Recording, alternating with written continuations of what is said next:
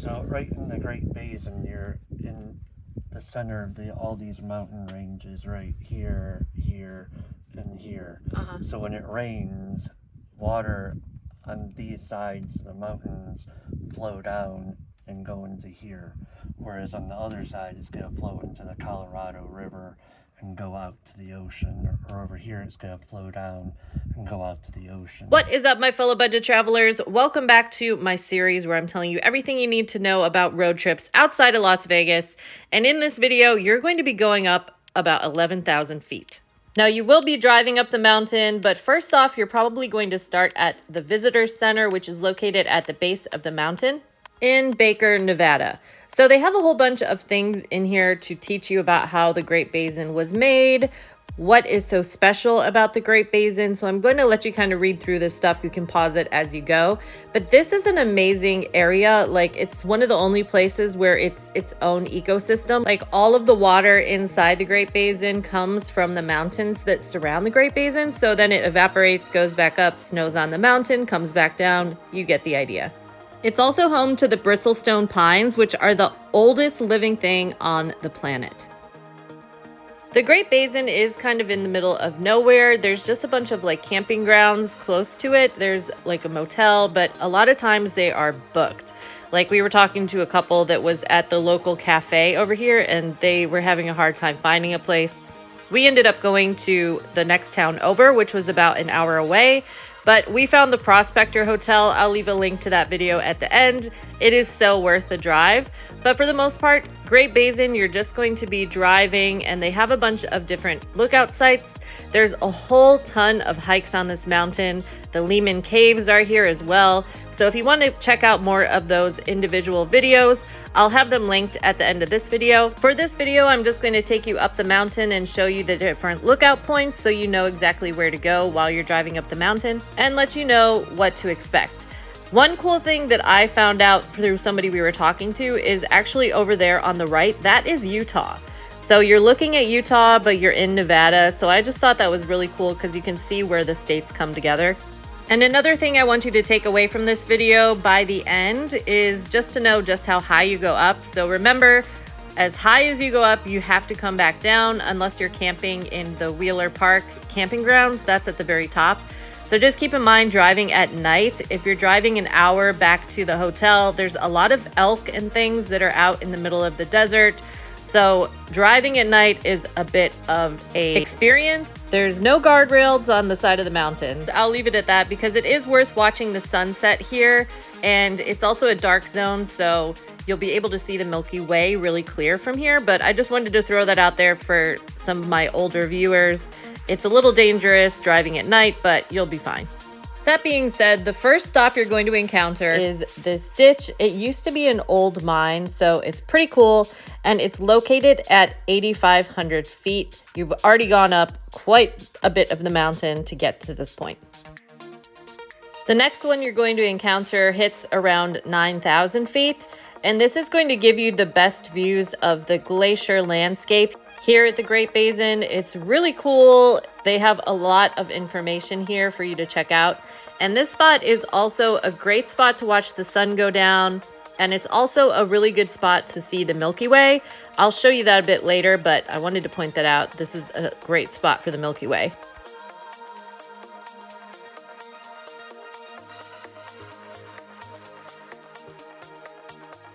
They have a few different lookout spots here, and they've also got a picnic table and porta potties if you need one of those.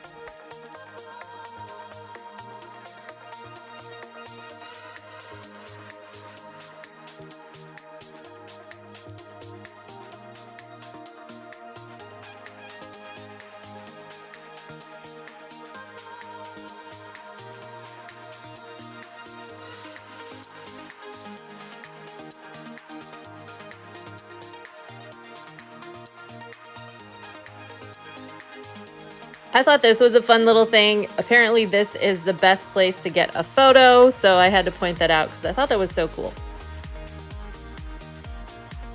They've also got free telescopes scattered throughout the park, and we saw some deer down there, so that was pretty fun to be able to see those. Otherwise, we totally would have missed them.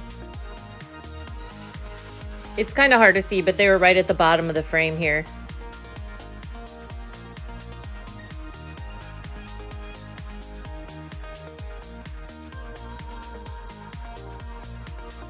It's also really cool to see all the different kinds of trees that are scattered. You'll see in different sections as you drive up the mountain, different kind of trees tend to favor that area, so that's really neat.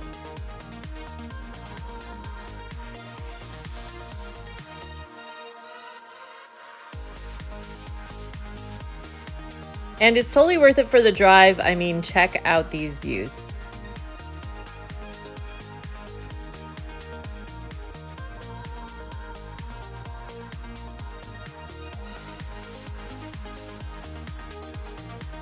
And remember, at this point, you are up about 9,000 feet, so you may experience a little bit of altitude change.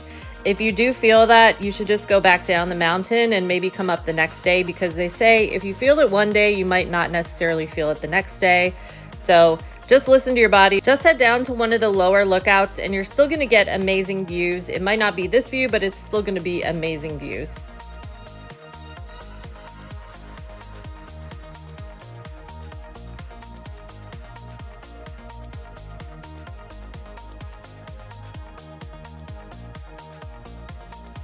Even though everybody says this is the best lookout, I'm taking you guys all the way to the top, so we've got a lot more to go.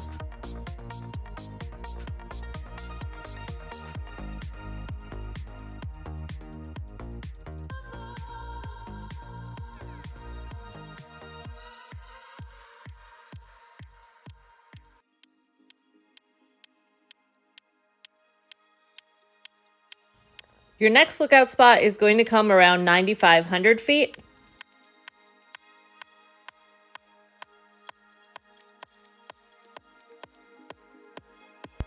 And you're going to start to see more pine trees and cool flowers at this altitude.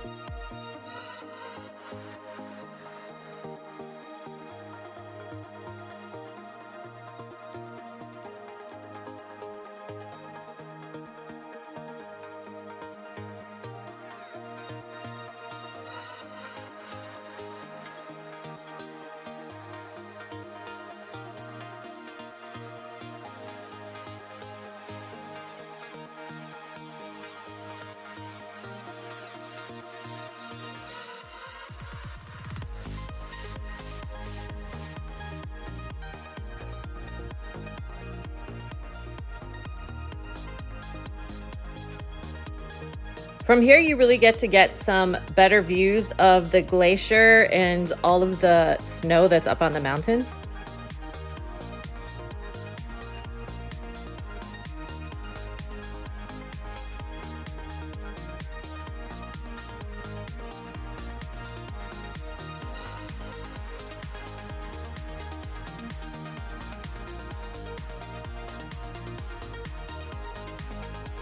And I also wanted to note that the higher up the mountain you're going to go, the colder that it gets. So make sure you have a hoodie and some pants because it gets really cold. Like right now it's 61. It gets even colder as we go towards the top.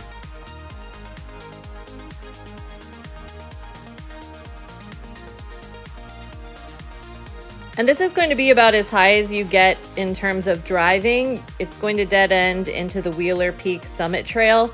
And from here, this is where you're going to go up to Teresa Lake or up to the Bristlecone Pines. But keep in mind, you're already at 10,000 feet. So if you're going even higher, you're getting into like 11,000 feet as you're hiking. But in this campground, they've got picnic tables. They also have porta potties up here as well. And they've got a lot of information about the area, like what kind of wildlife you're gonna come across, stuff like that. So make sure you check that out. And we were definitely feeling at this point and the sun was starting to go down. So we decided to go back down to the lookout area where we were before.